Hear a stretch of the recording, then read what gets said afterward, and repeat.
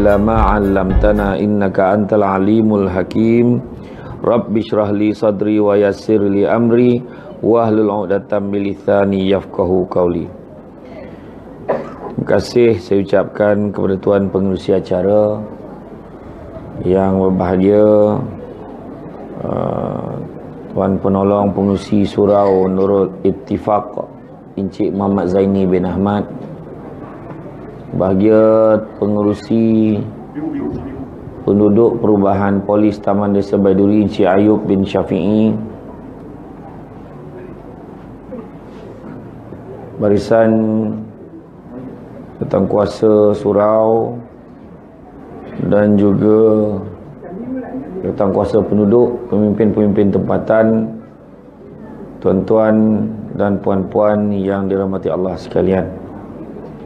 Bersyukur kita kepada Allah Subhanahu wa taala dan pada malam ini kita sampai juga dengan izin Allah untuk menghadiri program ceramah yang menceritakan kisah perjalanan hamba-Nya menuju kepada penciptanya. Biasalah tajuk ikut penganjur lah.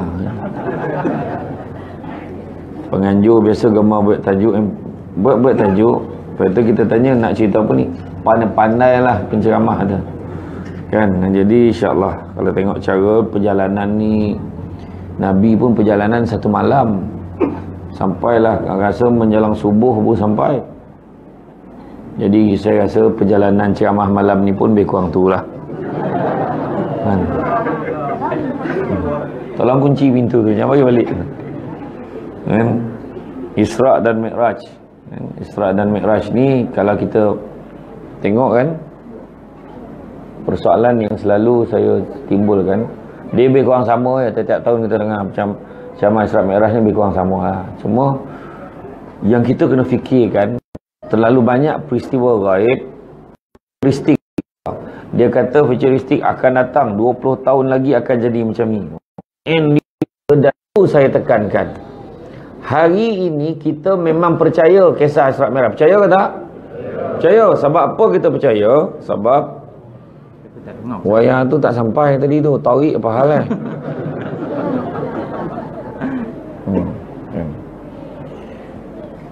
Kita membayangkan hari ini kita percaya sebab Islam tu dah lengkap. Sampai kat kita tu Islam dah lengkap tu. Zaman Nabi lagi, Nabi dah diberitahu oleh Jibril kan, ketika kali terakhir Jibril beritahu, wahai Muhammad, dengan ini telah lengkap agama kamu, sampaikanlah kepada pengikut-pengikutmu. Nabi pun cerita dan Jibril pun cakap, selepas ni aku tidak akan turun lagi untuk menyampaikan wahyu kepadamu, sebab dah lengkap. Nabi pun ceritalah. Jadi maknanya dulu dah lengkap, sampailah ke kita dah lengkap, keadaan dah sempurna Islam tu, tak payah fikir apa dah. Itulah di Islam yang Nabi bawa. Dan kita percaya sebab dia dah lengkap. Tetapi waktu ketika berlakunya peristiwa Isra' dan Mi'raj, agama belum lengkap lagi. Ada orang yang betul-betul yakin dengan Nabi, ada yang kebanyakannya belum yakin, main ikut-ikut pun ada. Itu sebab waktu diceritakan, Nabi cerita kisah peristiwa Isra' Mi'raj yang satu malam tu, payah nak terima di akal. Dahlah Islam belum lengkap. Pada ketika itu tak ada macam zaman kita ni, dah macam-macam kenderaan canggih. Hari ini kita percayalah satu malam boleh sampai ke Palestin, kita percaya. Sebab dengan tahap kenderaan yang kita ada. Cuma kenderaan Nabi itu pula tak dicerita macam kenderaan kita. Malahan lebih laju daripada, lebih pantas daripada kelajuan cahaya. Asah ada orang niat sampai macam tu lah. Punya copek jadi kalau kita pun sebut lagi copek daripada kapal terbang, tak dapat kita bayangkan dah. Pun tutup mata jaga dah sampai, macam tu lah kira kan. Tak dapat nak sebut berapa ratus ribu kilometer sejam, tak payah nak cakap dah. Tak payah kira macam tu. Sebab kiraan ni bukan macam tu. Perjalanan tetap perjalanan kan. Jadi ramailah yang keluar daripada Islam pun ada, ramailah juga yang 50-50. Ada juga yang tuduh Nabi kita gila dan sebagainya, macam-macam. Cuba bayangkan kita berada pada zaman itu, belum tentu lagi kita yakin dengan cerita Nabi itu. Nah, macam itulah yang saya letakkan tahap keimanan kita pada hari ini. Jadi bila sebut tentang peristiwa Isra' dan Mi'raj, Memang tiap-tiap tahun itulah dia. Sama ada yang pertama orang datang sebab nak ambil ilmunya, atau yang kedua nak tengok siapa penceramahnya, atau yang ketiga bertanya apakah menunya selepas ini. Itu terpulang lah. Tapi kebanyakan yang ke sini saya difahamkan memang sebab ilmu, mudah-mudahan. Firman Allah dalam surah Al-Isra ayat 1, A'udzubillahi minasyaitonirrajim. Subhanallazi asra bi'abdihi lailan minal masjidil haram ilal masjidil aqsa allazi barakna haulahu linuriyahu innahu huwas samiul basir. Sadaqallahu alil azim. Yang bermaksud Maha Suci Allah yang telah memperjalankan hambanya di waktu malam daripada Masjidil Haram menuju ke Masjidil Aqsa, yang mana kami berkati sekelilingnya dan kami perlihatkan sebahagian daripada tanda-tanda kekuasaan kami, kebesaran kami. Sesungguhnya Dia, yakni Allah, Maha mendengar lagi Maha melihat. Jadi itu maksud dia. Bila diberitahu tentang perjalanan Nabi ini, ramailah juga ulama yang berhujah pada ketika itu, berhujah tentang mungkin roh Nabi je sebenarnya ini perjalanan malam tu. Ada juga yang cakap Nabi diberikan mimpi je Nabi bayang aja. Tu sebab laju satu malam dah settle. Tapi akhirnya ulama sepakat menyatakan memang tubuh badan Nabi tu. Subhanallazi Maha Suci Allah, Maha Suci Allah yang memperjalankan hambanya. Hambanya itu Muhammad. Tapi kenapa tak sebut Muhammad, sebut hambanya? Maknanya Allah kalau menghendaki sesuatu tu jadilah. Allah Ta'ala nak bagi tubuh badan dia lah. Kenapa lah nak cerita benda-benda lain seolah-olah benda tu mustahil? Tak ada mustahil. Allah Ta'ala nya kuasa. Tompek yang dikatakan bekalan air cukup, tiba-tiba koring kontang. Nak cakap apa? Kan? Jadi mana nak tunjuk? Contohlah Titanic tu, kapal Titanic. Cuba balik sejarah. Orang yang mencipta kapal Titanic tu dengan bangga dan joboy cerita. Faham? Kena keluar. Bangga dengan penuh.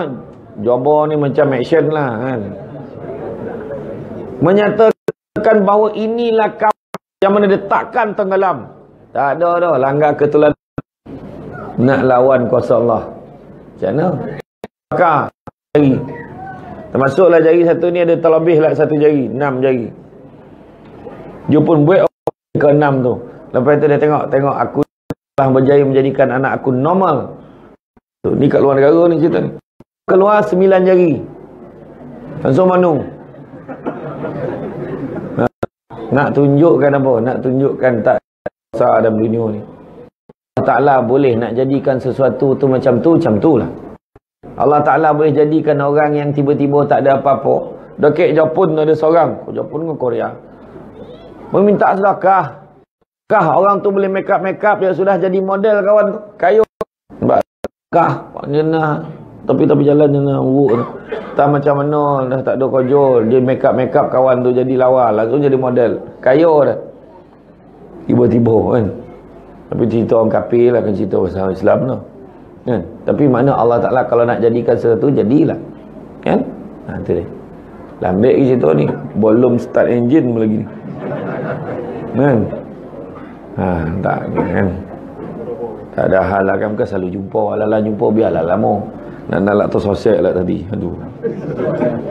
Kan? Benda yang mustahil lah dengan Allah Subhanahu Wa Ta'ala ni. Bila diceritakan orang yang dua orang. Dua orang yang kamcing dengan Nabi. Kamcing ni dia rapat bukannya rapat sebab dia sayang, rapat ramah ngonokan Nabi. Nama Abu Jahal dengan Abu Lahab. Hui yang betul bila Nabi cerita aku pada malam tadi aku pergi ke Masjidil Aqsa, lepas aku naik ke langit tu. Satu malam ya. Wah, nanti lu. Kau nak cerita nanti lu. Let lu. Aku panggil lu orang ramai. Kau nanti dah ramai buka cerita. Baru sonok cerita ni tak? Dikumpul ramai sebab dengan niat nak mempersendakan Nabi. Ha. Bila ni sekarang kau cerita depan Bani Ka'ab bin Luwai, cerita depan semua orang, cerita. Lepas tu kau tengok gila tak gila Muhammad ni. Berjalan kata. Asah gila Lepas tu Allah Ta'ala datangkan dengan kuasa Allah. Ada salah seorang di kalangan ramai-ramai yang dengar tu, dia seorang yang pernah sampai dekat Masjidil Aqsa. Nama dia Uqail. Maka dia tanya, sekarang kau ceritakan macam mana Raman ni, macam mana rupanya, macam mana rupanya Masjidil Aqsa itu. Dia pun cerita macam ni, Nabi pun cerita macam ni keadaan pintu dia, macam ni kubah dia, macam ni keadaan tepi dia, macam ni macam itulah. Bila cerita Uqail kata, betul lah, sama, memang aku dah pernah sampai sana. Maknanya tak tipu dah. Tapi langsung yang ada Abu Lahab nak cakap, tak ada, ni semua sihir ni. Tak ada dah. Muhammad sebenarnya dah nampak lah. Dia ada ilmu lain. Tak ada mana dia pergi jalan situ dah. Membengak dah. Ni terjemahan tau. Terjemahan. Nak bagi faham. Kang cakap pula bunyi rambau berjahal kau. Ya, jadi bila dah macam tu keadaan dia, tetap tak percaya. Sampaikan Abu Lahab cuba bakar Abu Bakar. Abu Lahab cuba bakar Abu Bakar. Dia bagi panas lah, bikin panas. Dia bakar Sayyidina Abu Bakar. Kau percaya ke Muhammad ni satu malam boleh sampai ke sana, naik ke langit pula turun? Kau percaya ke hai Abu Bakar? Lebih pada itu pun aku percaya. Lebih daripada itu pun aku percaya. Bukan sebab bodek dah, tapi percaya sebab keyakinan daripada ketua pemimpin dia. Macam tu. Macam malam ni pengusi surau baik ceramah. Apakah gila baik hari Jumaat malam, dia kata. Baiklah Sabtu ramai lah orang dia kata tu, kan? Yakin yang kata malam ni ramai yang melampau sampai keluar tu. Dianggarkan kehadiran malam ni 50,000. Termasuk yang lalu lalang kat jalan besar tak berhenti tu. Kan? Sebab ni live kena sebut. Jadi orang yang dengar, 50,000 malam ni. Kan? Yakin. Bila tanya tu, iya, lebih pada tu pun aku percaya. Jadi makna nak tunjukkan Abu Bakar tu tak dapat digugat lah keyakinan itu kata hadap Nabi gitu. Apa pun. Bayangkanlah Nabi dulu ditanya, siapa jiran kita ya Rasulullah? Nabi jawab, 40 kiri, 40 kanan, 40 depan, 40 belakang, 40 atas, 40 bawah. Sahabat-sahabat tengah kiri kanan faham, depan belakang faham, atas bawah tu mana? Dia tanya, ya Rasulullah atas bawah tu macam mana pula? Nabi senyum ya. Nabi kata, kamu ikut ajalah. Nabi kata. Dan semua yakinlah, ikutlah. Tanpa dapat faham apa maksud atas bawah tu. Sampai sudah. Sampailah Nabi dah tak ada. Sampai zaman sahabat tak ya faham. Rupa-rupa. Tapi mereka percaya. Rupa-rupa zaman kita baru jumpa. Senyalah sampai. Ada atas, ada bawah, kan? Iya, memang iya. Makna Nabi nak tunjuk benarnya agama kita ni, Nabi pun dah nampak dah apa yang akan berlaku. Itulah keadaan ni. Kena yakin. Jadi sebelum perjalanan Nabi tu, kita orang kata apa? Kita flashback balik kan. Sebelum perjalanan Nabi tu, Nabi telah pun dibedah dada. Dibedah dada Nabi, dikeluarkan seketul daging hitam tu. Yang mana dalam hati tu ada nama Alaqah. Alaqah ni yang mana tampik syaitan membisikkan was-was pada diri manusia. Nah, kan? Was-was terasa. Allahu Akbar. Rasa dah 3. Belum tu. Tu yang semayang maghrib jadi 5 rakaat tu. Lelan ada leko was-was. Kan? Lepas tu ambil semayang tadi was-was. Ambil semayang was-was. Macam tak sampai air tu ke siku. Ambil beli semula. Ambil beli semula. Ambil sekali lagi. Kan? Was-was. Tapi Nabi bila dah dicuci tak ada was-was Nabi dah. Yo, tak, itu je. Tak ada tengah-tengah dah. Kalau ada. Tak ada. Itu je. Clear. Kita je kadang. Halal ke haram? Haram dah. Halal campur haram. Dua-dua boleh tu. Kan? Apa hukum Ustaz? Ustaz, tadi kan Ustaz, saya nampak ikan tu hanyut. Saya pun nak ambil ikan tu. Boleh tak makan? Tak boleh dah. Tak tahu siapa tuan haram. Lah, baru nak bagi dengan Ustaz. Nanti lu. Aku cek kitab kuning jap. Boleh. Kalau makan seorang haram, bagi dua tak apa. Tu was-was satu dalam hati tadi, kejap macam ni kan. Macam mana satu? Kena clear lah. Tak? Tu. Jadi bila hati Nabi ini telah dicuci dengan alaqah ni, apa alaqah ni tak cuci? Dicuci dengan apa? Hati Nabi ni dicuci dengan apa? Air Zam-Zam. Alhamdulillah, maka penuh. Tanya masih ingat lagi, flashback masih ingat. Air Zam-Zam, air yang hebat. Kan? Boleh dianggap mukjizat lah pada Nabi ni. Air tu kan, ya Allah Akbar. Ikut niat kita. Niat nak bagi terang hati. Niat nak bagi dia taat ni. Air Zam-Zam kan, sababan bawa balik, bagi bini minum sampai kombung. Biar ada dengar cakap dia. Niat ikut niat kita. Kan? Iyo. Nak ada bangang bila minum elok kan suruh nak minum, niat macam tu kan. Ikut niat kita. Itulah hebat air tu. Satu-satu air yang ikut niat. Terniat lah. Yang baik-baik lah, niat yang baik-baik. Kan? Tu dia air Zam-Zam. Sudah dicuci. Air Zam-Zam ni kalau kita pergi tengah taklimat kan, penerangan pergi ke Museum Hudaybiyah tu kan. Ada yang tu pelancong apa, juru pandu tu dia explain lah. Kereta rentas air Zam-Zam ni hebat dia. Pernah kerajaan Arab Saudi upah seorang penyelam profesional masuk dalam tu telaga air Zam-Zam tu untuk kaji apa si kandungan dalam air tu, ada apa yang hebat benar air ni. Bila terjun masuk lama, bila keluar merah padam muka. Dia tanya apa benda dia tu, wallahualam, tak pek cerita tu. Mana hebat memang hebat, tapi tak boleh nak cerita. Tu rahsia Allah dah tu. Kan? Hebat, tak habis-habis air. Kan? Lepas tu belum cerita lagi. Pernah istana Arab Saudi tu dia buat salur tu, tarik pipe tu sampai ke istana. Dengan niat dia nak guna senang seorang, dia pusing dia dapat air tu. Tak payah berabut dengan ramai dekat Masjidil Haram tu. Senang. Apa? Dah siap tu kan, pusing-pusing tak keluar, air tak naik. Nak tunjukkan air tu hak semua orang Islam, bukan untuk kau dah. Tak kira lah kau siapa. Nampak? Semua orang boleh. Kan berapa ramai orang pergi umrah. Siapa yang nak pergi umrah? Kan? Alhamdulillah. Semua yang pernah pergi, perasan tak? Nek moyang sadap minum kat sana. Betul tak kan? Sadap tu. Sampai kat desa Baiduri polis ni. Dah payau lah rasa pahal. Nak tunjuk hebat tak hebat air tu kan? Kan? Kat sana kan dia jadi macam air bagi tenaga kat kita lah. Kalau kita minum, okey. Kita tawaf selambur. Saya masa tawaf dengan sa'i tu, mak datang buat seorang tu. Berlumur dengan orang Turki tu. Laju cincin ni apa ni, tak boleh slow dah. Kau orang ajak ambil gambar. Kalau slow orang ajak ambil gambar tu menyampah tu lagi. Orang Malaysia lah tu, tak ada kerja lain. Si marah dia. Itu terupung dah berapa round nanti kan? Kan? Nah, tu dia. Jadi setelah itu, bila dah cuci hati Nabi, dituangkan ke dalam hati Nabi itu ilmu, iman dan hikmah. Ilmu dituangkan, iman, keimanan pada Nabi yang tak berbelah bagi, dan begitu juga hikmah dituangkan di dalam hati Nabi. Hikmah ni menyebabkan Nabi kita ni memang apa juga yang Nabi buat tak terburu-buru, semua ada hikmah. Makna sabarlah Nabi ni bukan main belasah dah, tak.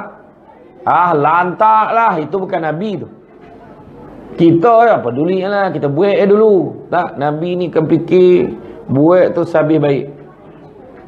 Tengok Nabi dalam masjid, ada seorang Arab Badui datang, duduk, tolalap, kancing. Sahabat pun cakap, ya Rasulullah, dia kancing, ya Rasulullah. Nabi kata, biarkan. Semua tak dapat baca pula, dia biar. Tak lama sampai tu, sadar Arab Badui tu, dia pun bangun, tinggalkan tempat. Sekarang kau cuci. Semua tanya, kenapa kau biarkan tadi Rasulullah? Tadi dia tengah beri orang nak kancing. Biar dah selesai betul-betul. Kalau kau sogah dia tadi, dia bangun, dia lagi mengigai-ngigai, kancing lagi banyak tempat. Macam tu lah maksud Nabi tu, maknanya sedang elok. Jadi situ je lah bersih kan. Tengok hikmah Nabi. Ya. Nabi dengan sahabat-sahabat Nabi bergurau juga. Nabi bergurau dengan sahabat, sahabat pun bergurau dengan Nabi.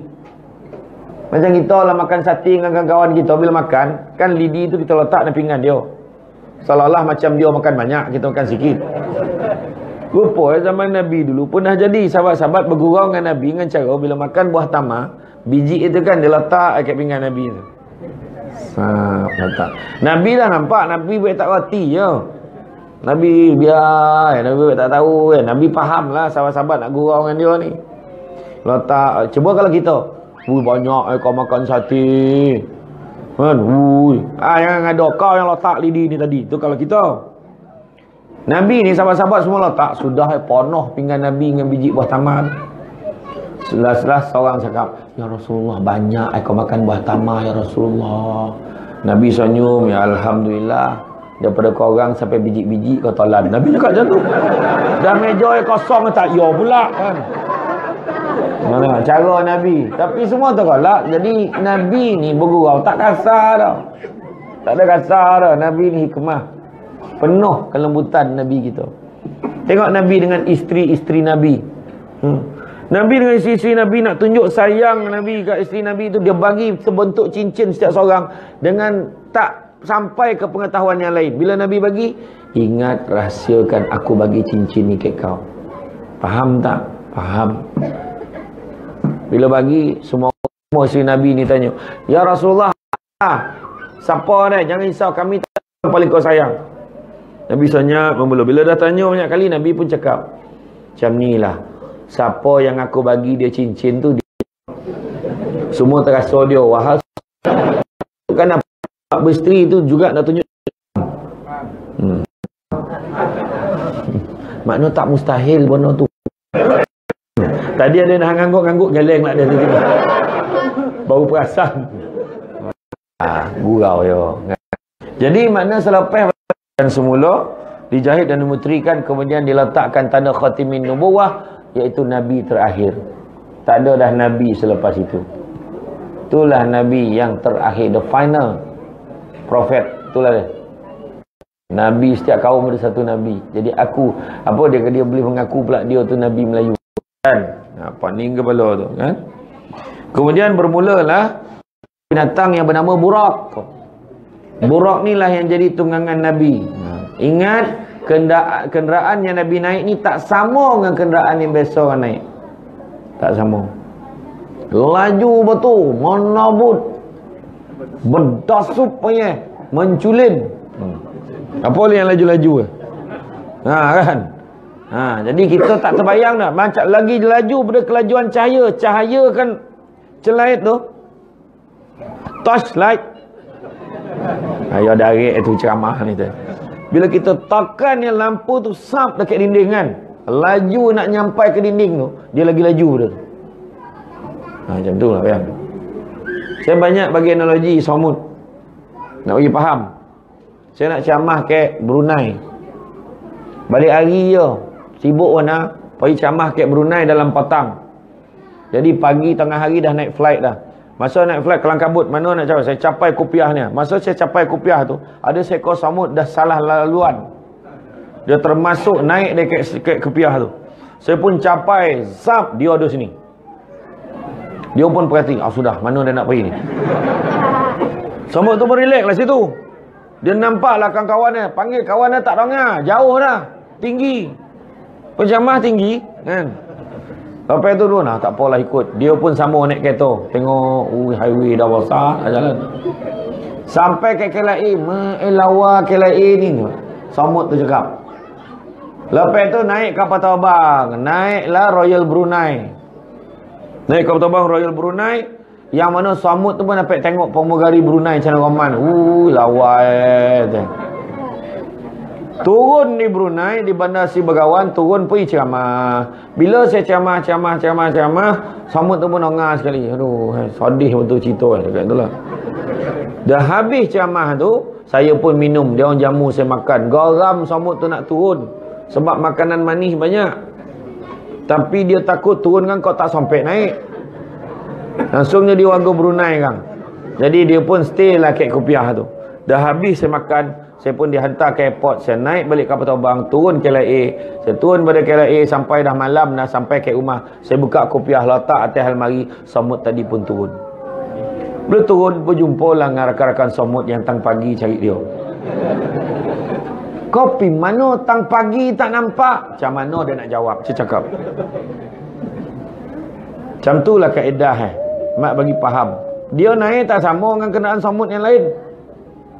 Kau pergi mana? Macam mana dia nak cerita? Kena cerita kau tak percaya. Kau cakap je lah. Kau pergi mana? Dan pergi Brunei. Berguling-guling Somut lain tu terolak. Kau nak pergi dapur pun 10 hari. Kau berani dah balik asal lah pembongak. Botol dia nak kau botol bang. Lagi kelakar. Tak percaya semua yang lain. Memang tak percaya. Puas cerita kan. Kawan baik dia pun macam ni lah. Kau berhentilah cerita bodoh ni. Orang marah kang.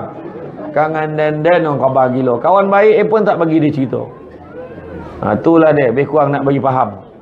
Tentulah keadaan Nabi kita. Payah tapi Nabi cerita. Nabi dengan yakin Nabi cerita. Jadi bila cerita macam tu, maknanya adalah yang percaya, ada yang tak percaya. Ramai jugalah yang murtad pada ketika itu. Bila dah naik burak, bermulalah perjalanan Nabi. Dan Nabi dibawa pergi ke tempat-tempat yang istimewa. Dan di setiap tempat itu Nabi berhenti dan Nabi bersolat sunat 2 rakaat. Antara tempat yang Nabi berhenti, pertamanya Nabi pada perjalanan itu ditemani oleh malaikat yang mana kau akan sampailah satu sampai. Inilah dia Bukit Tursina di mana alaihissalam menerima wahyunya. Nabi. Dan satu lagi tempat Nabi sampai dekat Baitul Laham. Di sinilah Nabi Isa alaihissalam dilahirkan. Kemudian Nabi jalan. Naik burak teruskan perjalanan. Dalam perjalanan Nabi menghadapi gangguan jin afrit dengan napi yang menjulang-julang. Dan di samping itu Nabi berjumpa. Apakah perintahnya? Berhenti bunyi tu lah. Saya ingat bunyi dalam kepala saya tadi. Tu risau tadi. Lah macam tu mana paning hari ni. Kuat waktu bunyi. Jadi peristiwa-peristiwa ajaib yang dijumpa yang pertama adalah Nabi berjumpa dengan terlihat satu kaum yang sedang bercucuk tanam. Hasil tu masih ada hasil lagi seolah-olah ada lagi. Ada lagi. Contohlah. Ada dia lagi. Ada lagi tak faham kan? Ya Allah ada lagi. Ada anggur muda yang masam tu.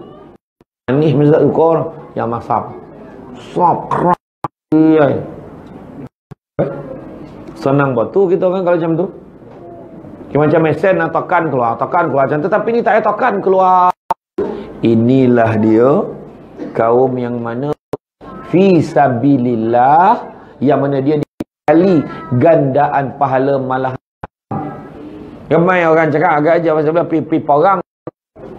Pipi parang tu satu hal, illa tu bunuh diri dan bunuh berapa kali neraka masuk tu. Bapak seksa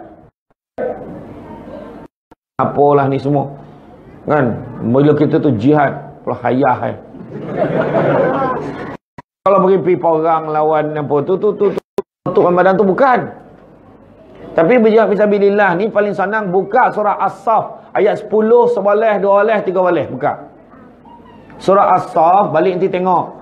Surah As-Saff 10, 11, 12, 13 tengok. Dalam tu Allah Ta'ala beritahu, wahai manusia, mahukah sekiranya aku tunjukkan kamu satu perniagaan yang menguntungkan.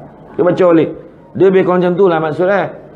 Apakah perniagaan itu? Maka Allah Ta'ala beritahu, membela agama Allah dengan 2 perkara. Pertamanya diri sendiri dan yang keduanya harta benda. Diri sendiri, jaga diri kita ni. Jaga elok, jaga salat, jaga ibadah, jaga hubungan kita dengan Allah. Jangan baik maksiat, jaga nama baik Islam. Tu perjuangan tu, bukan senang tu. Bayanganlah. Kan pergi ke Thailand tampik orang. Kan banyaklah ayam kat situ. Ayam hidup. Faham? Dah faham ni. Kan. Pergi sana jadi makna orang tu datang. Kan? Dia offerkan perkhidmatan dia. Bayangkan ayam yang boleh cakap. Ayam tu mengoffer perkhidmatan dia dan kita tu perjuangan tu. Dengan diri sendiri. Tak ada. Jangan. No. Tolak tapi. Tak mahu dah. Kan? Tu perjuangan tu. Rumah urut banyak sekarang ni. Masuk rumah urut. Tergoda kita. Mau tak tergoda? Bukannya pakai baju biasa. Jaring pakai. Daripada elok badan tiba-tiba sakit pinggang. Pokono tadi elok ada kan. Pak. Perjuangan. Jangan. Tu sebab disebut la taqrabuz zina. Jangan dokek dengan zina pun. Bukan kata jangan buat lagi. Dokek pun jangan. Sebab bahaya bila dokek. Kodai nombor tu. Jangan dokek-dokek. Tinjau apa dia dalam tu. Menang kau dia tanya lah. Menang Alhamdulillah. Alhamdulillah tak teraya. Kan? Jadi makna kata jangan dokek. Duduk jauh. Perjuangan tu membela agama Allah dengan pertamanya diri sendiri. Dan yang kedua dengan harta benda. Kemana kita belanjakan duit kita? Biarlah di jalan Allah. Itu pun perjuangan. Ingat, senang ke nak keluar duit lebih daripada RM1 masuk dalam tabung yang jalan tadi. Besar cita-cita surau ni, tabungnya tinggi. Kan? Orang ni pula bagi duit manjanglah RM1 kan? Cubalah kita ubah paradigma kita. Prinsip perjuangan Islam kita, makna bila lalu tabung, kalau hujung bulan lebihlah sikit. Takkan hujung bulan awal bulan sama. Kan? Masuk lebih. Tak boleh bagi sikit, bagi banyak. Macam tu je. Minggu tu 100 je semua masuk duit. 5-6 kali Imam dengan Bilal ngira. Iya ke tidak? Ni duit saya 100 je semua. Ni ada RM10. Itu saya bagi tadi. Imam pun bagi RM10. Apa ranjat lagi tu? Kan tak sangka lah banyak. Contoh kan? Macam-macam lah. Kan? Jadi makna perjuangan membela agama Allah dengan diri sendiri dan harta benda. Apakah keuntungannya? Maka Allah Ta'ala beritahu ada ompek Allah Ta'ala bagi. Baca balik surah As-Saff tu nanti. Yang pertama, keampunan dosa-dosa. Yang kedua, Allah Ta'ala akan kurniakan syurga adnin, yang mana di bawahnya mengalir sungai-sungai. Yang ketiga, Allah Ta'ala akan berikan pertolongan kepada kita. Dan yang keempat, Allah Ta'ala akan kurniakan kemenangan yang cepat. Contoh kita nak berjaya kan, minta Allah Ta'ala banyak, Allah Ta'ala bantu. Mudah-mudahan. Itu bacalah sendiri. Jadi maknanya, perjuangan tu janganlah kita salah. Kemudian Nabi teruskan perjalanan Nabi kemudian terbau pula bau yang sangat harum, iaitu kata Jibril, di situlah Masyitah ni tukang sisir rambut anak Fir'aun. Kami dan anak-anaknya termasuklah bayi nak menguatkan iman. Punca dulu sikat rambut terjatuh, Allah itu adalah Tuhanku dan Tuhan kamu, Tuhan semua orang. Dia pun apa lagi tak perhati. Pergi ngadu ke Abah. Dia tak ada macam tu panggil Abah dah. Dia cakap lah dengan Fir'aun. Dia kata lah Masyitah ni, dia sebut Allah. Dia kata tu Tuhan adalah Tuhan dia dan Tuhan kita semua. Wah hajar betul. Panggil dia. Jadi panggil dengan anak-anak, dengan apa suami. Sekarang kau mengaku, aku bagi kau peluang untuk mengaku aku Tuhan. Masyitah kata tak, Allah Tuhan aku. Allah Tuhan kita semua. Masuk lelaki mati dalam kawah tu. Mau ngelogak kawah tu kan. Kemudian anak pula tolak. Sebab dia tak masih dogil lagi. Tolak seorang-seorang. Sudah sampai baby tu. Kau nak mengaku tak aku ni Tuhan kau? Fir'aun kata tak, Allah Tuhanku. Sampai kat baby tu kan. Kau nak mengaku ke tidak? Tengok baby tu tiba-tiba sanyak Masyitah. Timbul rasa kesian kat baby tu. Allahu Akbar. Tapi sebabkan itu, bayi itu bersuara, janganlah dikau gusar wahai ibuku, sesungguhnya syurga Allah sedang menanti kita. Barulah kuat balik semangat Masyitah. Maka matilah baby itu. Dan kemudian Masyitah pun sama, ditolak masuk, mati ke dalam kawah. Macam tu lah kekuatan kita. Kalau depan kawah, tolak, ya ke tidak, ya ke tidak, belum tahu dia dah. Kau salah tolak lah. Dan okey ya, jangan kan. Itu salah tu. Kan, boh tu tak kuat mana kita. Ajak berapa orang pun kita tak ada dah. Nak perang pun dah. Tak biasa perang. Agak kalau diturun bom tangan atas memang doa lah. Ya Allah, janganlah meletup. Macam mana?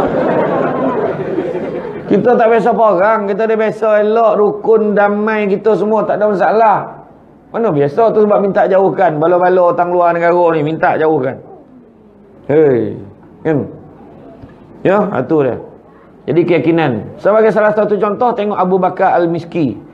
Ni masa zaman sahabat ni. Abu Bakar Al-Miski ni kelebihan dia. Kelebihan dia adalah satu hari ada orang cakap Abu Bakar ni kuat iman ni, tak ada siapa boleh goda dia. Apa datang satu pelacur. Dia kata, kau tengok aku goda dia. Tak ada hal punya pelacur ni kata. Pelacur tu masuk dalam rumah nak dipaluk Abu Bakar. Abu Bakar kata, nanti dulu. Dia masuk dalam bilik air, dia ambil najis-najis. Sekarang kau.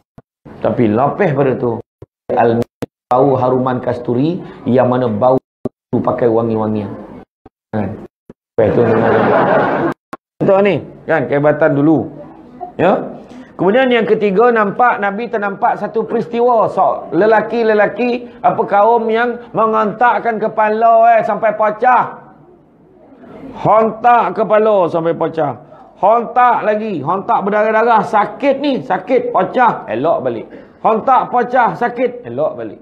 Hontak elok macam tu. Berterusan kata Jibril, inilah dia golongan manusia yang berat kepalanya untuk sujud kepada Allah, yakni solat. Payah bona nak semayang. Kadang semayang time bila 2 kali aja.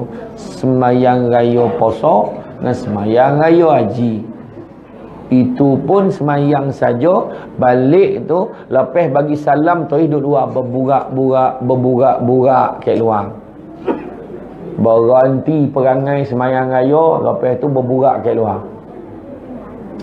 Nampak kau dah mampu mana kalau tak bercakap kat luar tu. Semayang, doa khutbah raya tu dulu. Dah habis tu kan kadang-kadang ada lah doa-doa. Dah doa, lepas tu kau keluar kau berburak bona lah sampai muntah, burak. Orang nak khutbah kat dalam ni, memakak-makak kat luar. Lama tak nampak yang luar baju kau, pampar kau kan, kau tahulah. Saya dah cek dah, semua tampik berlaku macam ni, kecuali di Desa Baiduri. Kan? Tu dah. Jaga tu. Hontak kepala, jaga solat. Kita tahu solat itu termasuk dalam salah satu rukun Islam. Kita pergi umrah, pergi haji, kalau tak cukup syarat kena bayar apa? Bayar. Kalau tak cukup rukun tak sah. Jadi silap-silap tak sah Islam kita. Bila mana semayang pun tak jaga. Kadang yang heran tu orang lelaki period tak berhenti pun kono Orang perempuan tu ialah ABC Allah bagi cuti. Yang kau jantan pun sama period apa hal? Yang ni yang datang tak lah. Ni maknanya dah sudah bersih ke tu. Kan? Yang kat luar entah apa pad dia pakai pun tak tahu. Agak kuyu foto lah. Setahun lah kira bayangan. Nasah lah tak sagan langsung kan. Jaga solat kita. Pagi-pagi kajut suami, abang, bangunlah abang, subuh. Abang, bangunlah subuh. Abang, subuh. Sudah dua-dua tak subuh. Kau ni lain macam kau ngajak ni semayang. Kau ajak apa? Kan? Budak ni golak, kau faham ke dik? Risau lah aku sini kan. Jadi macam tu. Kajut pagi seolah-olah rumah terbakar. Bangun bang, api. Mana api neraka? Payah warna. Aduh, tak habis-habis. Dan orang lelaki itulah kadang bila kajut subuh payah warna. Macam-macam bini rajin dengan ceramah. Abang tahu tak? Selimut abang ni dah jadi kulit babi. Yang lelaki tu selalu babi-babilah. Ayo sah tu. Dia kan sadar pun masa apa dia cakap tu. Buat setting. Setting. Solat, jaga solat. Kemudian peristiwa yang keempat, sekumpulan orang yang hanya menutup kemaluan mereka depan dan belakang, kubur dan dubur depan belakang, tutup dengan secebis kain, kemudian dihalau seolah-olah seperti binatang ternakan sambil mereka makan bara api dan juga batu daripada neraka. Siapakah mereka ini? Jibril kata, inilah orang yang tidak mengeluarkan zakat daripada harta mereka. Kan? Itu sebab poi senang-senang poi ke pusat zakat ataupun AJK Surau arrange kan, panggil orang berpusat zakat bagi taklimat dekat sini kuliah maghrib tentang zakat. Pendapatan macam mana kira, dia kirakanlah macam tu. Jadi dia buka kaunter kita, terus apa, bawa lah slip gaji kita. Pendapatan saya gaji sebulan banyaknya 3 bulan. Anak berapa? Anaknya ramai berapa? 2 boleh orang. Okey, 2 boleh anak kau. Okey, apa lagi tangan? Dia kira lah. Dia kira-kira. Akhirnya beritahu. Bila kita bayar logo lah kita. Berapa ringgit? Saya dah kira. Total lah tolak-tolak semua lebih kurang RM70. Tak apa, saya gonapkan 100. Balance tu saya sedekah. Contoh. Lapang dada kita. Percaya cakap dia. Ni bila tanya, kau bayar, kau tak payah zakat kan? Nah lah. Setiap kali sebelum sembahyang raya, dia memang bayar. Tu zakat petorah nama zakat fitrah. Ini zakat harta kita. Orang perempuan yang ada meh dan perak, tolonglah kira-kira bawa. Suruh kira cukup nisab dan haul. Tak berpakai, kau nak bayar zakat. Tahu. Kalau tak nak bayar, pakai semua sampai kalangan. Senia hampa pakai. Senia. Kek boh dah macam ni apalah kau tak nak jalan tu. Barang kau meh kata, panah kata kan. Betul lah, tak ada lah. Makna kira. Jangan sebab dia itu kita kena seksa di api neraka. Ni soalan bocor lah kira ni. Dah tahu ni soalan bocor. Bukan semua kaum dapat. Kita dapat.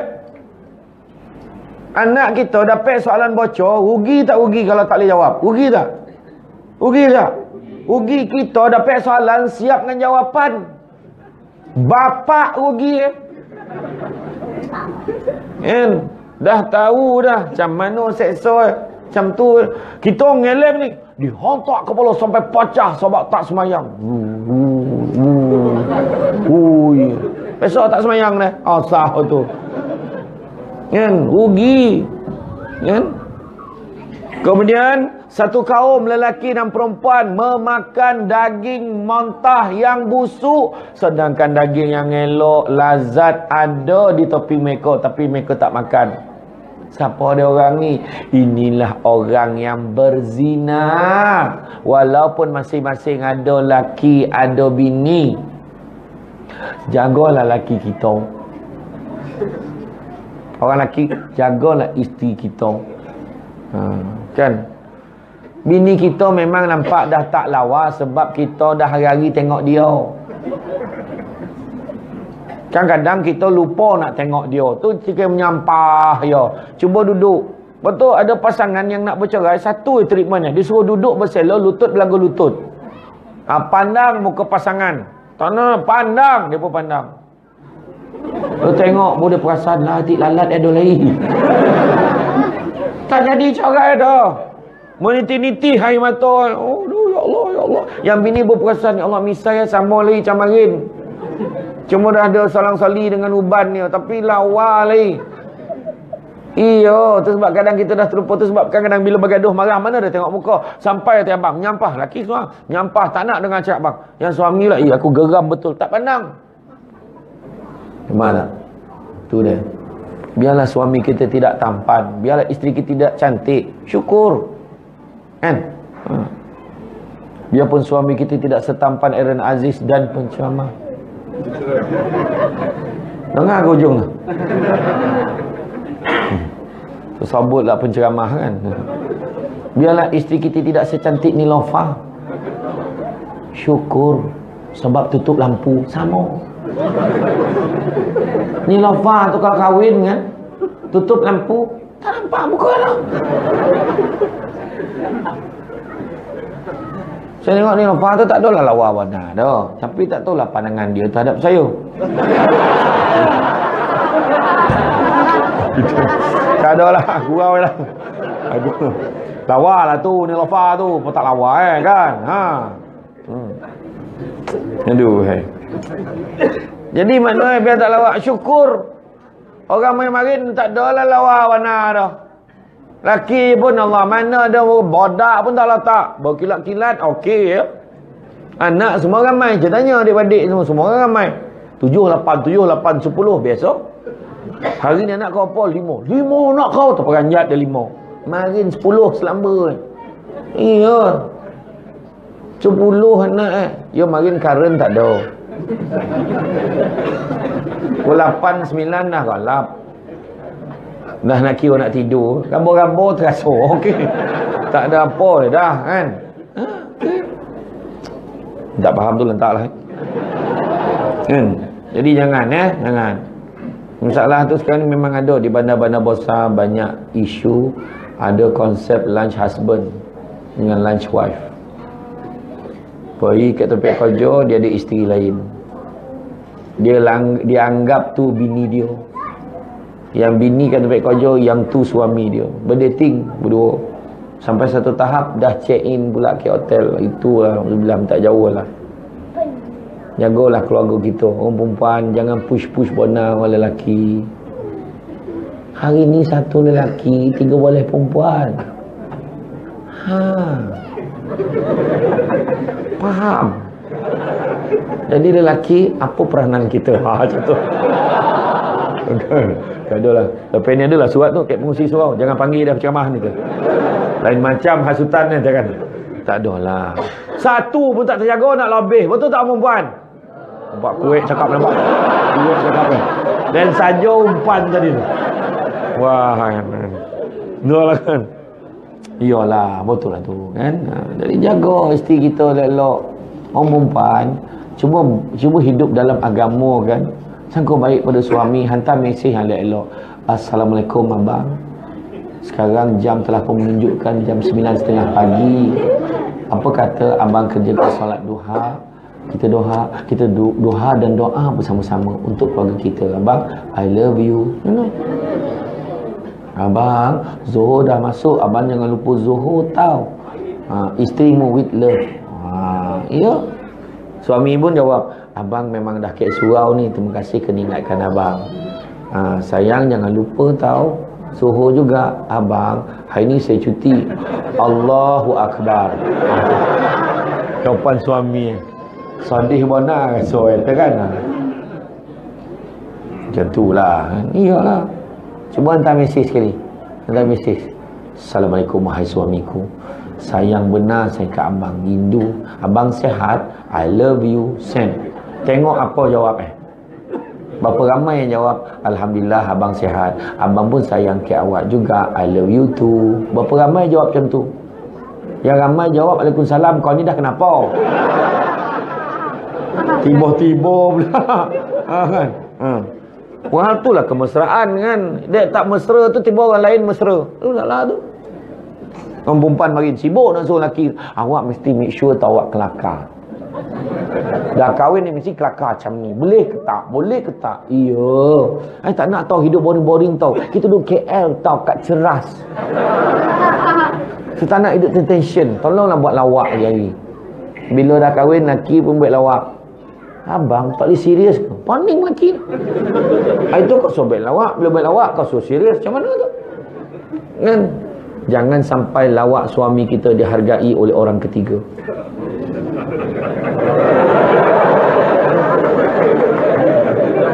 You ni kelakar lah. Dia kata macam tu kan. Tentu wife you gelak hari-hari kan. Suami pun cakap, itu you cakap. Hakikatnya you seorang je appreciate lawak I. Bahaya. Ish, takkanlah I ni makan macam nak mati gelak dengan lawak you. Kalau I ada suami macam you, I lah orang paling buntung sekali. Kan dah?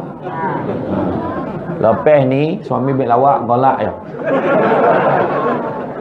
Bang, semenjak terkahwin, inilah yang paling kelakar saya cakap ni. Ayah warna. Kan? Jaga elakkan ni. Zina ni. Zina, ingat. Ya? Dia digambarkan dah macam mana. Makan daging busuk yang mentah, sedangkan daging elok ada tak nak makan. Bini ada, layanlah bini tu. Suami ada, layanlah suami tu. Orang perempuan pakai lawa-lawa kat rumah, biar suami tu terbayang, tak jadi dia pergi kerja. Kan? Tanya, bang, abang nak saya pakai baju apa kat rumah? Abang tolong cerita. Yang penting bukan baju binatang. Abang okey. Baju kelawar tak habis-habis. Baju binatang lah tu. Lagi satu baju bandel 18 lubang, tak habis-habis. Yalah, abang cakap lah nak saya pakai baju apa. Macam ni lah. Abang paling geram tengok kau pakai uniform kilang. Kau pakai uniform. Pakailah dah tu laki kita nak. Kan? Abang pun tanya, abang lah kau agama abang pakai baju apa? Itulah kalau boleh biarlah berbaju. Di rumah agama tak berbaju. Mau muak tengok lepas tu abang agama pakai kain plekat tanpa protection. Kain plekat sesaja pakai tergaru-garu. Senang berangin kau betul. Duduk kat sofa tu dia juntai kaki macam ni. Tanya juntai kaki. Lepas tu tolong lap. Kipis laju lah tu. Berkibar kawan. Yang anak tengah lancar sampai 3 kali 3. Apa tu? Trauma budak tu. Seminggu tu bayang. Iya. Kan? Nah tu dia. Kemudian peristiwa yang ke-6, lelaki yang berenang di dalam sungai darah dan dilontarkan batu kepadanya. Siapakah dia? Inilah orang yang memakan riba. Semak balik duit simpanan kita, simpan kat mana. Dalam bank mana pun sekarang ni kebanyakannya dah ada perbankan Islam dalam tu. Cuba tanya, ada tak dia pakai sistem itu? Sebab kalau tak ada, baik batukan balik, pindahkan duit kita. Kira balik, tolak interest tu. Sebab apa? Duit riba ni kita cucuk-cucuk duit, bawa keluar bercampur dengan duit riba, bagi anak isteri keluarga kita makan. Tu yang huru-hara rumah kita tu. Jaga. Lepas tu ada lah yang cakap, memanglah sistem Islam tu tak ada interest, tapi charge lagi mahal weh. Baik kau ambil bank biasa. Suruh dia mengucap balik. Bila dia cakap macam tu, seolah-olah impliedly, secara tersirat yang dia cakap sistem riba lebih baik dari sistem Islam. Tu ramai tak sadar tu bila bercakap tu. Jago-jago bila bercakap. Kan? Betul lah dia letakkan satu charge perkhidmatan yang khas, tapi dia flat tau, sama je, dah diakadkan. Itulah kadar dia. Yang bank biasa ni, sistem konvensional biasa, dia interest ni kejap turun, jap naik, jap turun naik. Bila campur-campur, jauh lagi tinggi daripada sistem flat tadi. Percayalah cakapnya. Nabi dah sebut dalam khutbah terakhir Nabi sebut segala urusan berkaitan dengan riba adalah dihentikan mulai sekarang. Nabi dah sebut. Kenapa kita nak buat lagi, nak join riba lagi? Faham ya? Tu senang faham, tak payah cerita berbanyak.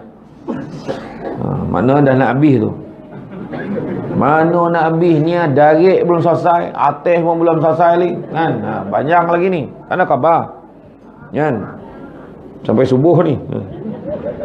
Lelaki yang menghimpun seberkas kayu, dipikul, tak terbawa, minta lagi seberkas kayu yang lain.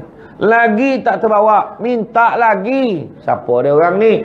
Kata Jibril, inilah manusia yang tak terbuat amanah yang dia ada, sibuk minta amanah yang lain. Macam-macam jawatan pegang dah. Dia pengurusi surau, dia timbalan pengurusi, dia setiausaha, dia bendahari, AJK pun dia. Gambar kat catatan organisasi tu dia seorang je. Tak adalah macam tu. Maksudnya pengurusi surau pun dia, pengurusi khairat kematian pun dia, pengurusi KRT pun dia, pengurusi ni pun dia, pengurusi persatuan ibu tunggal pun dia, walaupun dia jantan. Kan contohlah kan, janganlah. Kadang-kadang dia ada 5-6 siap sibuk. Aku ni sibuk sikit. Kau bayangkan aku 7 jawatan tau aku pegang. Kita dengan orang. Sudah tak ada satu pun yang menulis kau jual. Tak ada satu pun yang elok amanah yang dia buat. Niat tak terbuat, niat tak siap, niat tertangguh, niat tertinggal. Sudah jadi sebab yang nak kena seksa kat dengan aku. Iya. Amanah dia dengan isteri dia pun tak selesai. Amanah dengan anak tak selesai. Orang perempuan pun sama. Amanah dengan suami tu pun tak selesai. Sibuk berpersatuan sana sini. Habis semua ditinggal. Contoh kan, macam persatuan program suatu mahabban berjanji tu tengok siapa grup WhatsApp siapa grup admin ni hari ni pakai baju color ni dia begitu. Tak dalam tu banyak amanah kita, jangan minta-minta kan.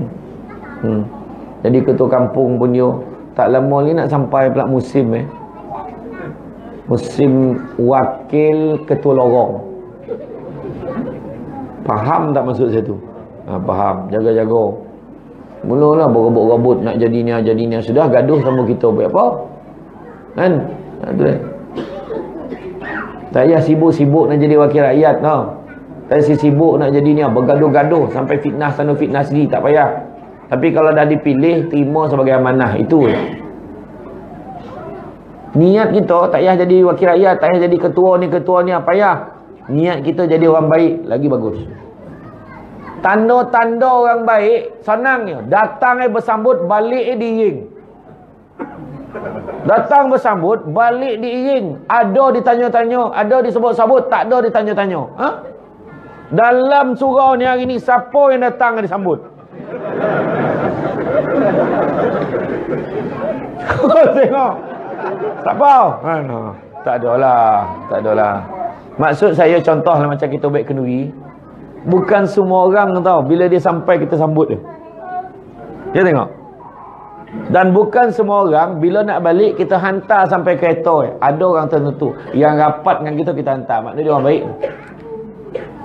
Kita rapat dengan dia. Dia janji nak datang, kita tanya, dah sampai belum ni? Dia tanya-tanya. Bila dah ada, ini kawan baik Dan ni daripada sekolah kemarin ni alhamdulillah datang ni jumpa balik. Disebut-sebut, mana orang baik. Kita pergi mah orang ambil tak roti je. Semua kenduri ambil tak roti. Asal tu tak elok Dan ni.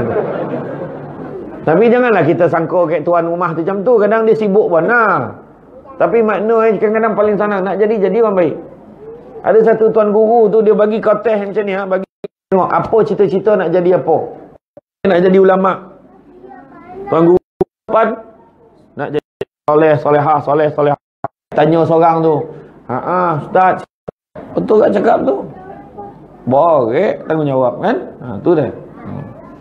Sebab saya cakap tu saya kau ustaz baru nak start. Kan? Sampai keluar buku. Tak lama keluar buku. Boleh tau. Aku bukan ustaz. InsyaAllah bulan 7 bulan 5 keluar buku tu. Saya bukan ustaz tajuk tu. Kan? Jadi itulah dia. Borek kan? Amanah tu borek. Jangan minta-minta. Tu yang cerita tadi kan. Satu rumah pun tak terjaga. Nak 2 rumah. Betul tak perempuan? Kan? Betul tak? Melainkan kita ikhtiar sesama lah, faham. InsyaAllah boleh kan? Tak lopeh dah kan? Sini tapeh dah kan?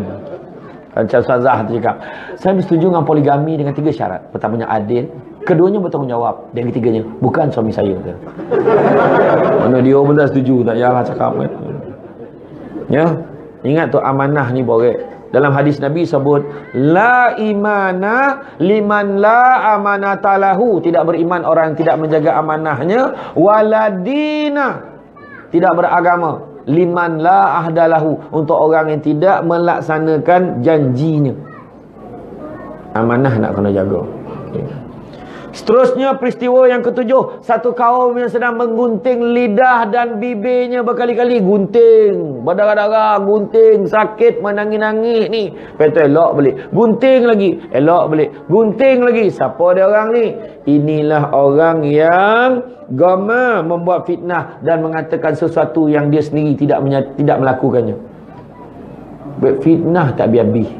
Samsul Debat tak ada kaitan dengan Aida Jiban. Contoh. Orang tak cakap pun saya cakap. Jadi jangan sebut-sebut fitnah-fitnah orang, tak mahu, tak elok. Saya sebut dalam baru-baru ni, tajuk di Kuala Berang baru ni, forum bersama dengan Dr. Zahar. Tajuknya tentang fitnah dunia. Memang ya, orang lagi gemar dengan fitnah daripada dengar benda betul.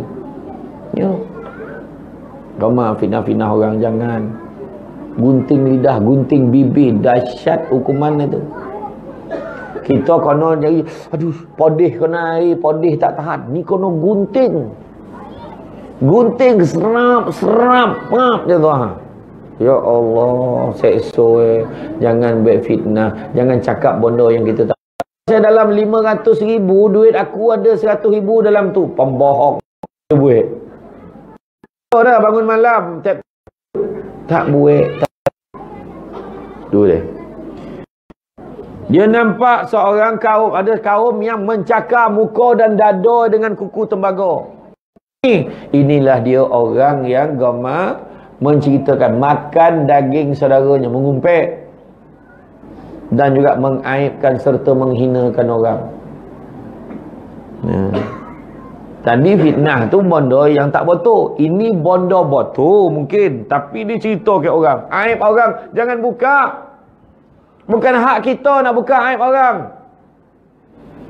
Jaga aib orang. Mudah-mudahan Allah Ta'ala jaga aib kita. Ni semua dalam surau ni termasuk bercakap ni semua ada aib ini.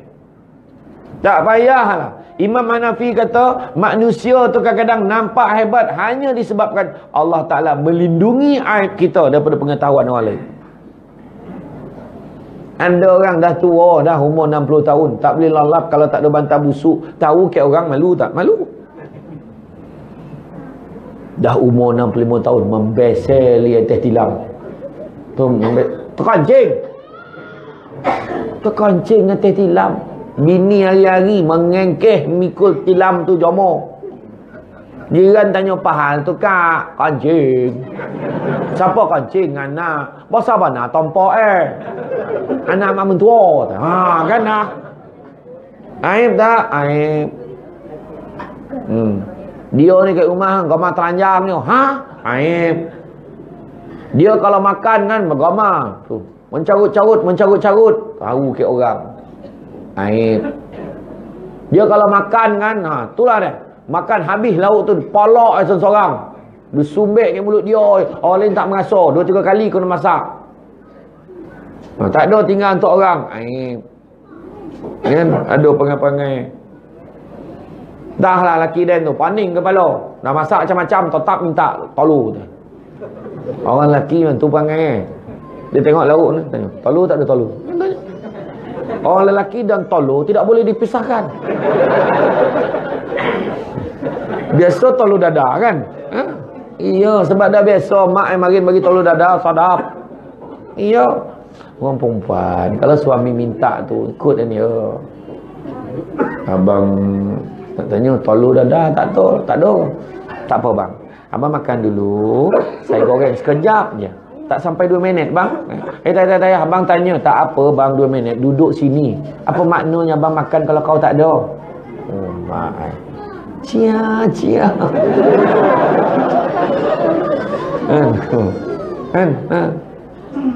Faham tak?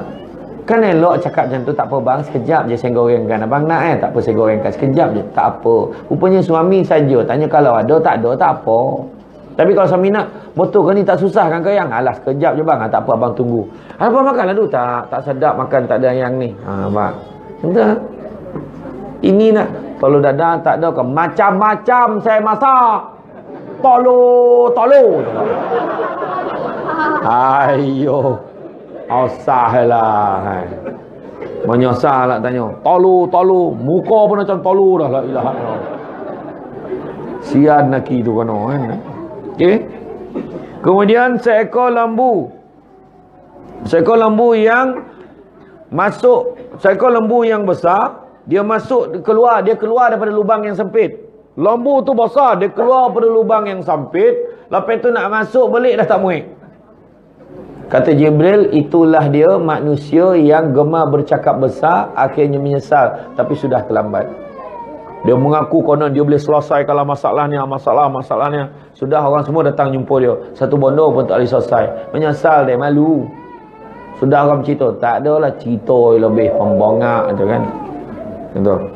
Kemudian peristiwa yang ke-10, seorang perempuan yang mempunyai dia dengan satu dulang penuh dengan barang perhiasan. Dia cuba menahan Nabi buat tak tahu je kat dia. Kata Jibril, itulah dia dunia. Kalau Nabi layan perempuan tua yang bawa barang perhiasan yang banyak tadi, nescaya umat Nabi akan mengutamakan dunia lebih daripada akhirat. Kemudian nampak seorang perempuan tua di tengah jalan, dia menahan-nahan Nabi. Kata Jibril, itulah dia orang yang mensia-siakan umurnya sampai ketua. Tak ada baik apa pun. Leka dia enjoy tak sudah-sudah. Akhirnya itulah nasib iaitu mensia-siakan umur sampai ketua. Ompek nikmat Allah Ta'ala akan tanya, nikmat umur, nikmat muda, nikmat harta dan nikmat ilmu. Ilmu amal ke tidak, dan ilmu tu disebar panjang sampaikan ke orang ke tidak. Semua Allah Ta'ala tanya. Ya. Kemudian nampak pula peristiwa yang ke-12, nampak seorang perempuan tua bongkok 3. Kata Jibril, itulah dia dunia. Dunia dah sangat tua. Bongkok 3 tu sangat tua, menunggu masa untuk kiamat. Bayangkan, zaman Nabi dulu dah tua bona dah. Zaman kita dah nazak kan? Betul tu. Lorok-lorok punya mikrofon tu. Betul tu. Mana dah nazak dah. Janganlah kita kerja dunia ni. Tu sebab saya lancarkan kempen 4 bulan ni. I am 4A. Ingat tu. I am 4A, ingat mati for Allah. Tu saya lancar kempen ni. Semua kena ingat. Paling senang nak jadi elok, ingat dalam kepala. Ingat mati for Allah. Ingat mati, elok panggil kita. Ingat mati, nampak mak kita. Kita akan buat kebaikan dengan mak kita. Walaupun kita tahu kita akan mati bila masa. Selagi boleh, buat baik dengan mak kita. Ingat mati, politik tentu okey. Dia tak bongak dah dalam politik. Dia jadi ketua tak nipu orang. Jadi ketua kampung tak nipu orang. Jadi pengurusi wisata penduduk, itu pun politik. Dia takkan nipu orang. Kalau dia ingat mati for Allah, ekonomi tentu okey. Dia tak menipu meniaga. Dia tak menipu sukatan. Hari ni orang bukan nipu niaga si lama, menipu niaga travel pergi umrah pun tipu orang. Bayar 4,000 je. Lagi 3,000 dia datuk sponsor. Sudah hilang. Soalnya langsung tawaf ke KLIA. Untuk pengetahuan semua, kes penipuan umrah bukan satu. Setiap tahun, berpuluh setiap tahun. Hati-hati. Kalau dengar ada Samsul Debat Travel, jangan percaya. Saya pun join orang. Tak ada dah saya bawa orang tu, tak ada. Saya pun ikut orang Ya. Nah, kemudian itulah dia, dunia yang sangat tua dan menanti hari kiamat. Barang siapa yang meletak satu lagi. Tadi pertama politik, ekonomi, satu lagi kalau ingat mati, sosial pun tentu okey. Kita akan rapat satu. Kita akan pergi ke belum tentu lagi jiran-jiran ni yang sampai dulu. Ia datang tinggal nak belek jenazah. Allahu Akbar. Allahu Akbar, mati dah kau dah. Dan datang dah tahu selesai. Itu tak? Dia akan baik dengan semua orang. Sebab majlis ilmu macam ni datang. Alhamdulillah, maintain. Saya dengar macam ni lah jemaah subuh maintain. Semua macam ni. Tak ada teruk kan. Mudah-mudahan.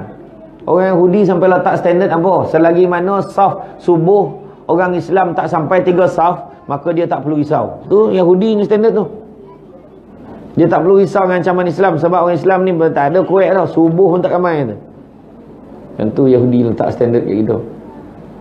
Tu sebab ramai-ramai lah datang subuh. Bukan subuh ya, setiap waktu lah. Tapi ni subuh tu utama, yang paling kritikal. Kan? Kemudian setibanya di Masjidil Aqsa, Nabi Muhammad turun dari Burak. Kemudian masuk ke dalam masjid dan mengimamkan solat 2 rakaat, yang mana dengan segala anbiya dan mursalin, nabi-nabi dan rasul-rasul menjadi makmum kepada Nabi kita. Hebat Nabi kita. Kemudian setelah itu Nabi terasa haus, maka Jibril datangkan 2 bekas air. Satu arak, satu susu. Mana satu kau nak Rasulullah? Nabi pun ambil susu, Nabi minum. Bismillahirrahmanirrahim.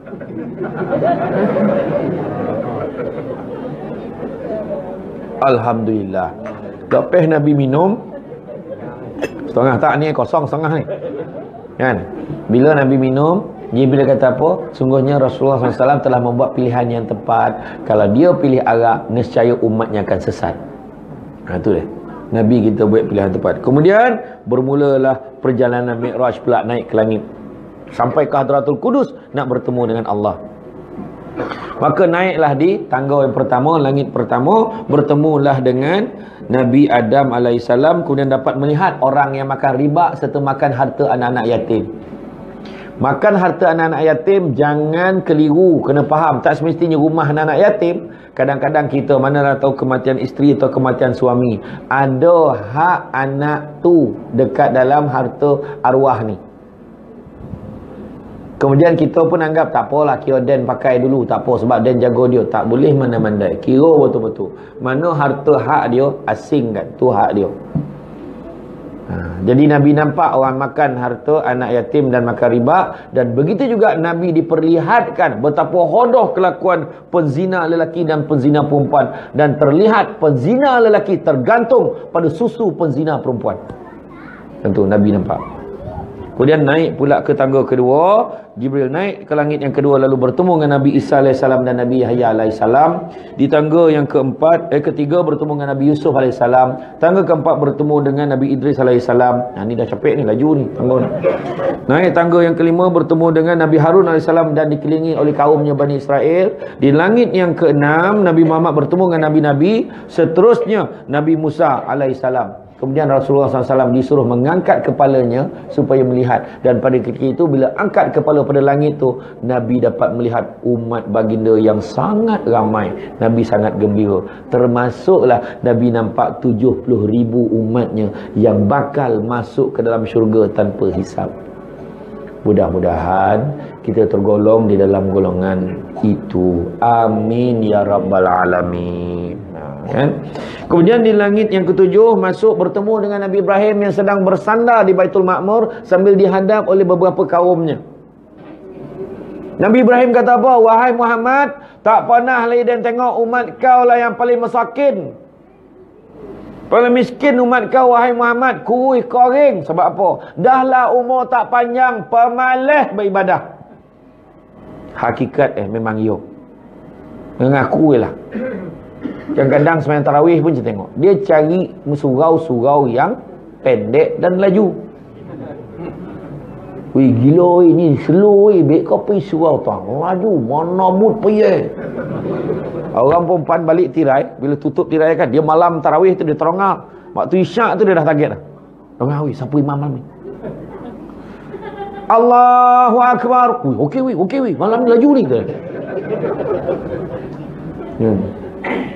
Yang imam muda, bismillahirrahmanirrahim, alhamdulillahirabbil alamin, arrahmanirrahim, maliki yaumiddin, iyyaka na'budu wa iyyaka nasta'in, ihdinas siratal mustaqim, siratal ladzina an'amta 'alaihim ghairil maghdubi 'alaihim waladdallin. Amin. Bismillahirrahmanirrahim, alif lam mim. Allahu Akbar. Bagus imam ni. Sakatul yang bagus betul tu. Kena sabar. Sembahyang tarawih ni relax-relax. Sembahyang rehat-rehat tarawih. Sembahyang rehat-rehat, tak ada terkejar-terkejar dah. Sini buat berapa?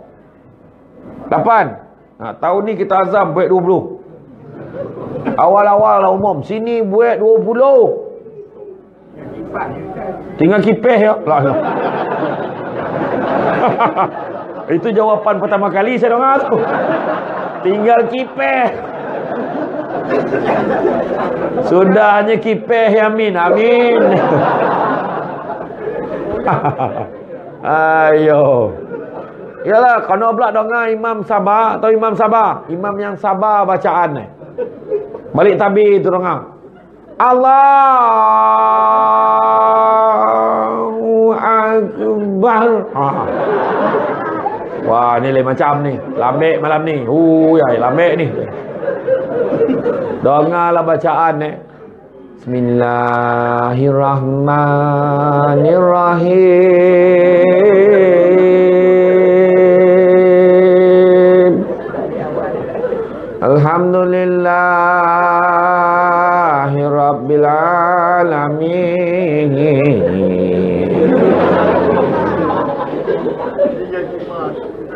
Sanyap elpet terlupa Ar-Rahmat penganjat.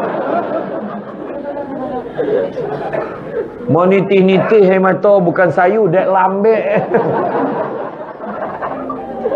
Tapi janganlah slow one. Tapi adab ikut solat-solat tarawih, ikut daripada mula sampai habis. Tu saya cakap. Slow-slow lah ikut. Kita pun tak ada, relax dulu sebelum bangun. Okey, imam dah baca dah ni, relax. Tak ada hal, solat tarawih tak ada hal. Siap pandang kawan. Lambek malam ni dia macam berburak dah lah. Ilah sabarlah kan. Iya, tak ada apa dah. Tangan terkoja-koja, relax lah kan. Tu dia. Allahu Akbar. Tapi imam sini semua muda 4 okey lah tu. Di kampung sama kan yang tua. Kadang ada bacaan yang tak apa jelas tu kan. Bismillahirrahman. Milah panggil lah. Sami Allah halimah hamidah. Yang midah menatah pula. Halimah hamidah. Wuih, nyawat. Menyawat dari belakang tu. Adalah kan. Tapi ni sini steady lah, muda okey lah tu. Kemudian Nabi Ibrahim ajar apa? Sebab umat kau kau suruhlah umat kau tanam tanaman di syurga. Ingat, ini yang Nabi Ibrahim bagi ni adalah khazanah daripada syurga yang turun hanya untuk umat Nabi Muhammad saja. Apa dia? Suruh dia amalkan tanam tanaman di syurga dengan membaca subhanallah walhamdulillah wala ilaha illallah wallahu akbar wala haula wala quwata illa billahil aliyil azim. Amal. Tahu? Subhanallah contoh. Walhamdulillah ke umah pamlit. Wala ilaha illallah wallahu akbar. Contohlah. Ini awak ke mana? Awak ke mana? Buat apa? Tak ada pedah dah kan. Nampak je kat depan, awak kat mana? Awak kat mana? Bangang apa? Ya. Kemudian di tangga ke-8, di sinilah disebut sebagai Al-Kursi, berbetulan dengan dahan pokok Sidratul Muntaha. Di sinilah nampak macam-macam pelbagai keajaiban pada pokok itu. Sungai air tak berubah, sungai susu, sungai arak dan sungai madu lebah. Buah, daun-daun, batang dan dahannya berubah-ubah warna. Begitu juga unggas-unggas emas berterbangan. Semua keindahan itu tak terperi oleh manusia. Baginda juga dapat menyaksikan juga sungai Al-Kausar yang terus masuk ke dalam syurga. Dan seterusnya baginda berpeluang masuk dalam syurga. Tengok siapa ada dalam tu, tengok dalam neraka siapa dalam tu. Yang paling terperanjat masuk dalam neraka, Nabi nampak seramai-ramai orang tahu. Ingatkan tak tahu? Tahu dah. Jadi orang perempuan sini jangan ikut perempuan-perempuan lainnya perangai. Perempuan sini baik, taat dah. Kan, tak ada apa dah. Ikut kata abang lah. Macam tu kan. Orang sini kan. Ya tidak? Alhamdulillah.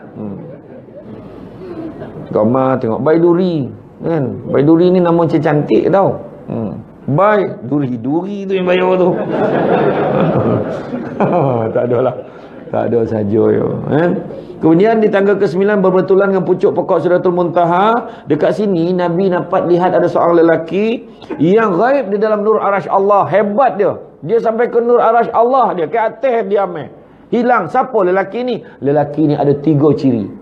Yang pertama, lidah sentiasa basah berzikir nama-nama Allah. Kedua, hatinya terpaut pada masjid. Dan yang ketiga, dia tidak pernah memaki kedua ibu bapanya. 3 ciri. Lidah sentiasa basah berzikir, hatinya sentiasa terpaut pada masjid. Dan yang ketiga, dia tidak pernah memaki ibu bapanya. Dan sampailah ke tangga ke-10, sampailah ke Hadratul Qudus, yang mana kali ini dapat Nabi melihat Allah dengan mata kepalanya sendiri. Ketika itu Nabi hanya menunduk. Allah Ta'ala beritahu, ya Muhammad. Nabi kita jawab, labbaika. Dongakkanlah kepalamu dan bermohonlah. Allah Ta'ala suruh Nabi kita mohon. Nak tunjuk akhlak Nabi kita dengan Allah. Bila suruh mohon, Nabi kita dengan penuh kelembutan dan sopan ni. Apa yang Nabi minta? Ya Allah, ya Tuhanku, kau telah ambil Ibrahim dan kau berikan dia kerajaan yang besar yang mana tidak kau kurniakan kepada orang-orang lain. Begitu juga engkau berkata-kata dengan Musa. Nabi Musa boleh cakap direct dengan Allah. Kau berkata-kata dengan Musa, dan begitu juga kau kurniakan kerajaan yang besar kepada Daud, dan juga kau berikan Daud kekuasaan boleh melembutkan besi. Begitu juga engkau berikan kepada Sulaiman, kau bagi kepada Sulaiman yang mana tidak kau gunakan oleh sesiapa pun, dan memudahkan Sulaiman dapat menguasai manusia, jin, syaitan dan angin. Begitu juga engkau ajarkan Isa Taurat dan Injil, dengan izinmu dia dapat menyembuhkan orang buta, orang sopak, dan juga menghidupkan orang mati, dan dikau juga lindungi dia dan ibunya daripada syaitan. Itu minta. Itu bukan minta, itu describe nama. Menceritakan apa yang Allah Ta'ala dah bagi pada orang lain. Sudah Nabi tak minta apa. Macam kita lah tiba-tiba Montori panggil, okey, surau ni nak apa? Cik cakap 3 muka surat sebenarnya. Tapi kalau tanya, apa surau ni nak? Macam ni lah tu, dekat surau kek sebelah tu dapatnya. Surau ni pula dapat kipas baru, surau ni dapat kapet baru. Macam tu lah kira. Oh tu ya, tu ya. Ada tak? Tak ada. Baliklah kau, memang tak dapat apa. Tapi Nabi kita, tujuan cerita Allah dah bagi ni. Makna Nabi tunjukkan betapa murah hati, betapa baiknya, maha penyayang Allah bagi kekuasaan pada Nabi-Nabi yang lain tu. Secara tersiratnya, Nabi kita menyerahkan kepada Allah, kau berilah apa yang terbaik untuk aku. Makna Nabi kita tak minta dah. Allah Ta'ala maha kaya, Allah Ta'ala maha mengetahui apa yang terbaik untuk hamba-Nya. Maka Allah Ta'ala declare, wahai Muhammad, permohonan Nabi itu akhirnya Allah Ta'ala balas dengan apa? Wahai Muhammad, aku angkat kau sebagai kekasihku. Hebat tak hebat? Nabi kita kekasih Allah. Kita yang macam tak terasa apa-apa. Kemudian aku jadikan kau sebagai pembawa khabar berita gembira dan amaran buat umatmu. Nabi kita dah beritahu kita jalan-jalan nak masuk syurga, macam mana cara nak elak neraka, Nabi dah bagi tahu. Ni yang peristiwa-peristiwa ni, inilah khabar berita bagi kat kita supaya kita ready, standby, jangan buat benda-benda tak elok. Kemudian aku jadikan umatmu sebagai sebaik-baik umat, dan aku jadikan kau sebagai keutamaan aku jadi berikan keutamaan pada kau pada hari kiamat nanti. Nabi dapat keutamaan, kita pun dihisap dulu akhirat besok. Kita ni sebaik-baik umat, tapi tanya balik, layak kau kita disebut sebagai sebaik-baik umat dengan tahap perangai banyak baik perkara tak sekarang? Tu tanya balik. Tu sebab tiap-tiap tahun kita dengar tu cakap, kita kena tanya balik diri kita, apa yang kita buat perubahan lepas dengar kisah. Dan kemudian Allah Ta'ala beritahu, aku berikan kepada kau dan umat kau 7 ayat dalam surah Al-Fatihah yang mana tidak aku berikan kepada orang-orang sebelum kamu.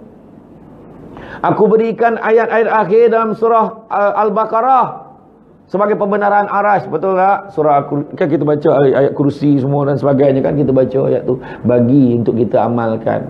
Begitu juga Nabi bagi kita, Allah bagi dekat Nabi kita panji-panji liwa'ul hamd.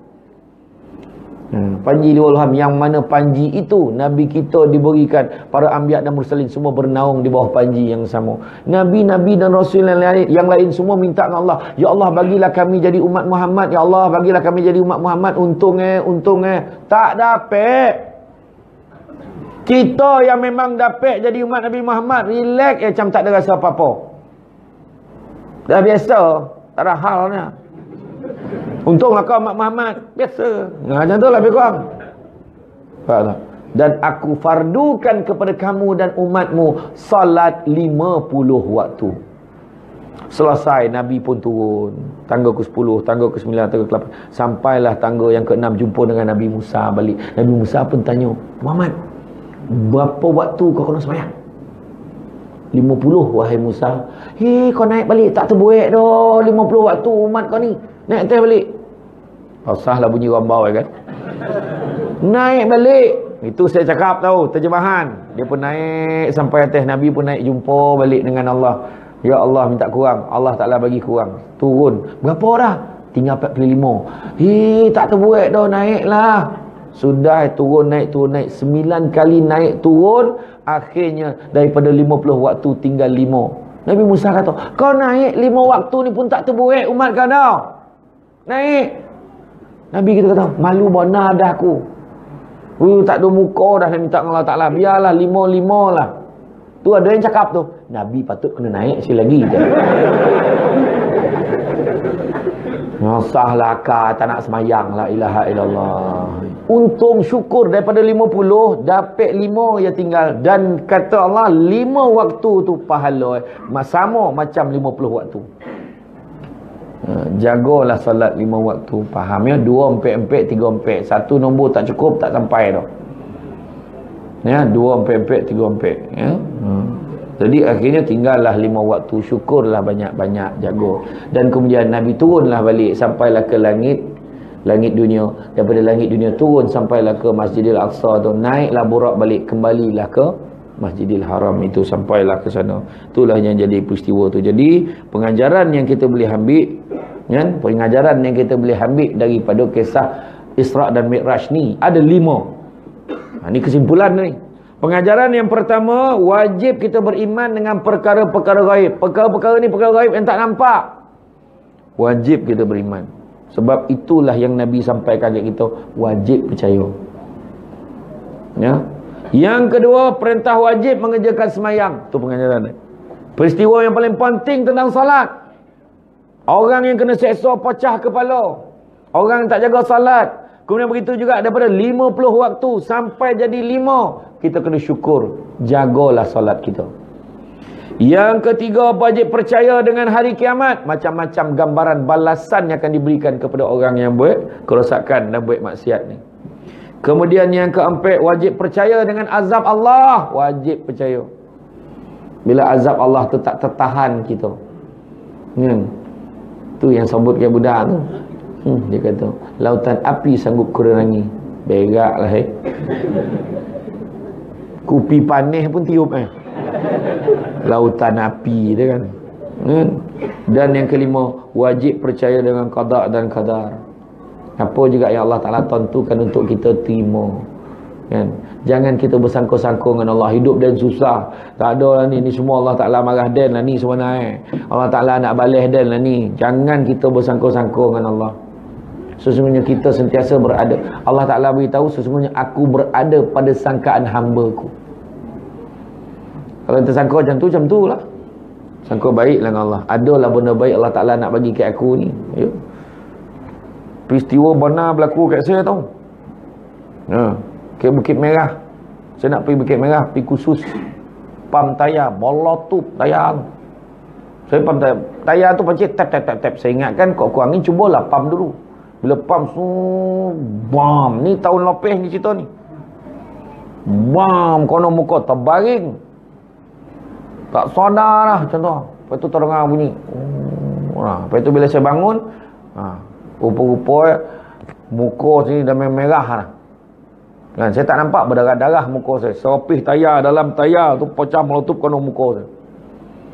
Sampai tu sampai dengan mata-mata saya. Apa lah Allah Ta'ala nak bagi dia. Macam tu lah kan. Pergi rupa 5 hari lepas tu keluar TV. Yang tu je. Tapi memang ya, teruk masa tu saya fikir, ya Allah, apa Allah Ta'ala nak bagi aku ni. Betul. Mata saya sobuk tayar tu masuk sampai dalam mata. Kan yang nak benda yang letak lah, yang kat mata lah. Doktor tu dicungkil satu-satu tu macam ni. Nampak hidup berjalan, mampilah dan Allah bila. Ya. Allah Ta'ala uji macam-macam. Kita rasa bosan borek benar. Orang kono lagi tahu dia kita. Hadis atas bawah tu tengok. Pasal atas bawah. Pertama kalau kita dengar Nabi sebut dalam satu hadis, tangan yang di atas lebih baik pada tangan yang di bawah. Maknanya yang memberi lebih baik pada yang menerima. Satu lagi, banyakkanlah melihat yang di bawah daripada melihat yang di atas. Kenapa? Dengan melihat yang di bawah, kita akan mensyukuri nikmat Allah yang kita ada, walaupun sekecil-kecil nikmat. Sebab tahu ada orang yang lagi teruk daripada kita. Kita rasa susah duduk rumah ni. Apa yang susah? Sempit lah ramai orang. Ada orang tu rumah pun tak ada. Syukur. Jangan kita paning-paning kepala. Syukur reda. Alhamdulillah. Rumah ni walaupun kecil, meriah. Meriah kan, tak ada orang pun tetap meriah. Tempat rumah banglo tu tak ada orang, sunyi sepi, tak ada orang, apa nak dikata. Rumahnya tak ada orang, tetap meriah. Assalamualaikum, salam. Mas bolah sana. Ingat mas dia, mas bolah. Meriah. Syukur kan? Syukurlah dengan apa yang kita ada. Ingat mati for Allah. Ingat pesan saya tu. Ingat mati for Allah. Itulah pil untuk kita jaga diri kita pada baik benda-benda tak elok. Barang siapa yang menyandarkan kehidupannya pada dunia, maka dia akan tertipu. Dan dapat 50,000 logo dan mana ada logo, berobotlah dengan adik-beradik. Dan dapat kereta ni besok, senang hati dan mana senang, pergi servis mahal. Dan besok kalau dapat kahwin dengan dia, lapang dah dan tak ada nak kerja apa lagi dah. Kosan mulut dah tak berhenti macam-macam minta baru tahu. Itu sebab dunia ni kan, dia janganlah kita percaya. Buka kitab Mukasyafatul Qulub dengan tajuk keburukan dunia dan meninggalkannya. Kan? Nabi kita kata anak-anak Adam kalau diberikan 2 lembah emas, nescaya dia akan minta lembah yang ketiga sehinggalah disumbatkan tanah ke dalam mulut. Maknanya selagi lu mati itulah nak. Tak habis-habis, tak berhenti-henti. Jadi janganlah kita sandarkan kehidupan kita pada dunia. Macam saya cakap tadi awal, tadi saya sebut, future tu kita nampak, tahu akhirat tahu. Mudah-mudahan Allah Ta'ala melindungi kita. Rasa cukuplah sekat tu. Terima kasih banyak di atas kesudian pihak penganjur mengundang saya pada hari ini. Mudah-mudahan mengambil iktibar dan pengajaran daripada apa yang telah disampaikan. Saya minta maaf banyak, tersilap kata tadi, terkasar bahasa, gurau dan sebagainya. Sesungguhnya yang baik itu datang pada Allah SWT. Benda kurang itu punca dan kelemahan saya sebagai manusia biasa. Pokok sekayu daun selasih. Thank you, terima kasih. Assalamualaikum warahmatullahi wabarakatuh.